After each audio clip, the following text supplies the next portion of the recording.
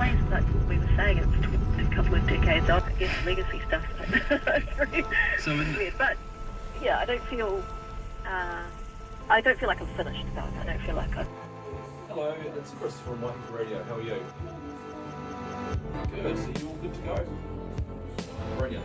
So yeah, 5th of January, there's a lot coming up this month, and some of that starts tomorrow with kind of a pretty cool looking poetry event which is happening out at Rocky Bay, featuring David Merrit, who I remember from way back in the day down in Dunedin.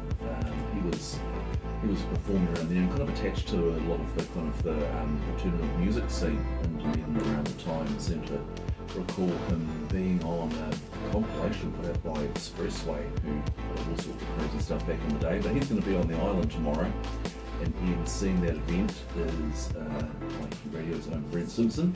Hi Brent. Good morning. You are the only guest I'm talking to this morning who hasn't won the Silver Scroll Songwriting Award. So something to aspire to. Yeah, although you've won the kind of the Waiheke Poetry equivalent. Yeah, not this year, not last year, but the year before. I won the Waiheke Poetry Competition. I'm not quite sure what it's called, something like that. So I mean, I thought of myself as the poet laureate of Waiheke Island for at least 1 year. Second year, I came second, tied with my neighbour Brenna Gotche. So still in there. And you're performing tomorrow and emceeing, is that right? Well, yeah. So I'm going to do a bit of both. I'm going to MC the event, and I'm going to probably intersperse that with some poems as I go along to take up a bit of time as well. Yeah, I'm pretty excited when the organizer asked me if I wanted to read some poems at this event with David Merrit. I was like, hell yeah, I want to read some poems with David Merrit. He's a real interesting character in New Zealand poetry, and I thought, yeah, I sort of jumped at the chance. Yeah, he is a real character, and I mean, people may know him if they've been, along K Road, and will have seen him there with these amazing kind of little artifacts he produces, eh? Yeah, that's right. He's, that's pretty much, he's a great poet as well, don't get me wrong, but he's really sort of known for creating these bespoke books up on K Road where he sits in a cafe, and creates these books out of sort of bits of discarded cardboard. In fact, the one I've got one in my hand at the moment here, which someone gave me for my birthday about 7 years ago, and it looks like it's actually been cut out of the back of an old book of some sort. It's only about 10 centimeters across by sort of 6 or 7 centimeters tall. And then what he does is he creates a kind of a cover out of some old pieces of cardboard or perhaps some old book, and then he's got a set of stamps, like a whole alphabet, kind of like a little mini printing press thing, and he stamps on the name of the poem on the front of the book. On the back of the book, he's got a logo for his press. It's actually a press. They're called the Land Rover Farm Press. And then what you get on the inside of the book is usually a single poem printed out on that's an A3 sheet. So the poem itself kind of unfolds out from the inside of the book, and in there is this kind of typeset poem, and you get one poem in a book, and I think he sells them up on K Road for $5. And he's been doing this. He's also quite he's been quite a technologically savvy guy for a long time, so he knows how to do sort of home publishing and things like that. So he prints these things out, and I'm pretty sure he sells each one for $5 along K Road, and that's been his kind of that's been his gig for, well, this one's dated 2011, so I don't know how long he's been doing it, but they have like ISBN, I don't know, maybe that's the ISBN number from the original book, I'm not sure. But yeah, I think they're quite an item. And at the moment, he's also selling these things called bricks, which I think is a kind of a collection of these books inside a cardboard box. There seems to be a lot of cardboard going on here, and he sells these as collections, and I'm not sure how much he sells those for. But currently, I think he's at the market in Ostend selling poetry books and these bricks. So if you want to grab one of these things, get on down there, or at the gig tonight, I think you'll have some. Yeah, so we've got, so it's tomorrow afternoon, isn't it, at Rocky Bay Hall? We've got this event on. Yeah, it's starts at 4 p.m, and the tickets are $15 or $10. I'm not sure what the $10 ticket is. And so there's also music as well as spoken word and poetry performances. So David Merrit is often accompanied by music, isn't he? And I think he's got a viola player. Yeah, that's he seems to be lately to do that quite a bit. It seems to be one of his things. Yeah, he's got this woman called Justine Francis, who I think is playing viola as well with him. Excuse me. I've seen a couple of things on YouTube of it, and it sounds pretty good.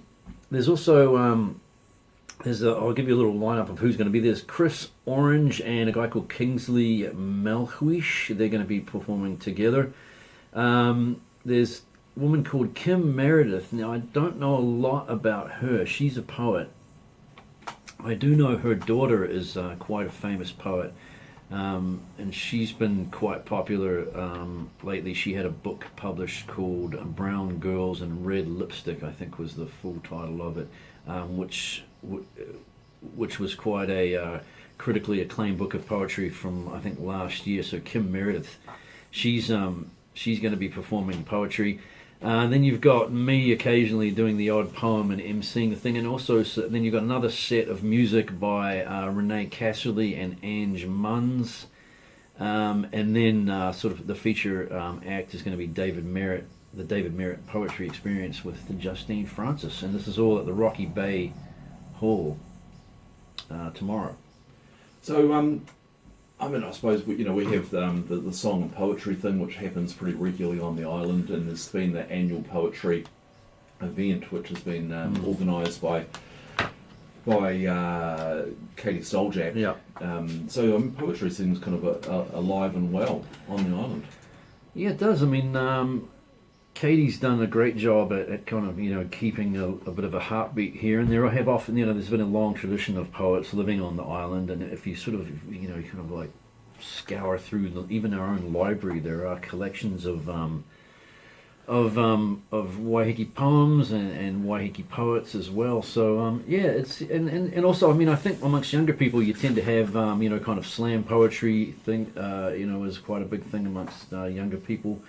And those events are, which I don't think we've had one on the island for quite a while, but in town they seem to be fairly well attended. So, yeah, I think it's it's sort of ticking along, I suppose. And so you're going to share a poem with us? Well, I thought I might read one of the one I've got from David Merrit. I thought I might. It's not too long, and this is one someone gave me this many years ago. And I didn't really know too much about it at the time. Often Merritt writes about technology. He seems to have quite a few poems I've seen about technology. And this one is called Prayers for Geeks, number 9. So geeks will appreciate this. So that might be, a lot of times I don't think we think of poetry as being like, middle-aged women talking about their I don't know. Their middle-agedness or something. But David's quite, he writes a lot about technology, and this is one called Prayers for Geeks, number 9. The digital Swiss Army knife with a 2 terabyte USB flash memory and a wiki tarball of everything on LCD video projector and a gigabyte wireless Ethernet CB and SW and FM and AM radio, cellular phone and paging MP3 player, digistill and video camera microscope and a telescope with a connection to the Hubble, and a microwave for cooking food, a dictaphone, and a microphone and an answer phone, swipe card and a magnetic strip and barcode reader, GPS and emergency locator beacon, universal TV, /car alarm, /door opener remote, torch and mirror, and a cigarette lighter, and a can and a bottle opener, a toothpick, a laser pointer, and a plasma cutter. And Lord, this device is no bigger than an iPhone. There are no cables on this device. And Lord, may its black gunmetal titanium case be both solar powered and leach its electricity out of the static charged cosmos fog. And Lord, may it seek its own video device nearly, or use a HUD to a cool pair of geek sunglasses which gives me as much or as little digi-glitch info as I need. And Lord, may I type and play a keyboard on a pressure-sensitive hologram as well as speak to it, to tell it what to do.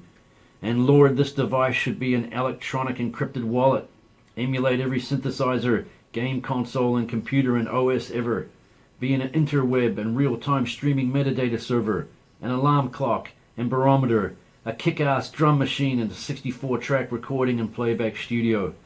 And Lord, it must suck data from everywhere around it like a vacuum cleaner, and it should open every file type known to computing ever.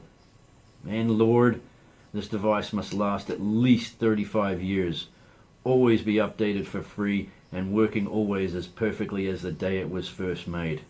Cheers, Lord. That's Geek Priya number 9. Yeah. David Merrit. $5 for that. That's ridiculously cheap.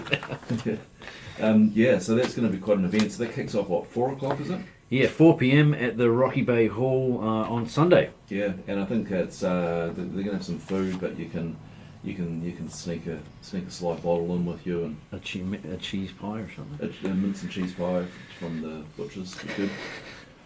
Yeah, a cup of roast Waiheke coffee. When I said that I was eating a pie and drinking coffee, Brent arrived and he goes, "You actually are doing it?" Yeah. I thought, he's just saying that to journalism. Promote the sponsors. Yeah.